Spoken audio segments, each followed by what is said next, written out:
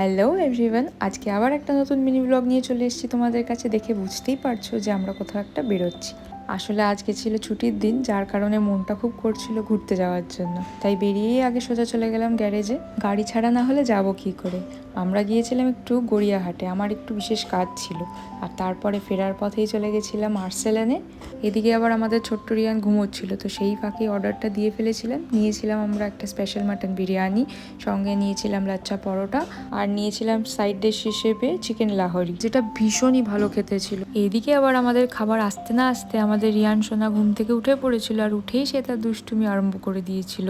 আর এখানে এক ওয়েটার দাদা এসে রিয়ানকে একটা চকলেট অফার করছিল, বাট ও মাথা নেড়ে সমানে না বলছে যে ও নেবে না। আবার নিজেই মুখ নেড়ে নেড়ে কী সব কথা বলছিল ওয়েটার দাদাকে। আমাদের খাওয়া দাওয়া কমপ্লিট করে বাড়িতে ফিরে ফিরনিটা খেয়ে এইভাবেই ভিডিওটাকে এন্ড করছি। সো ভিডিওটা ভালো লাগলে please do like, share and subscribe.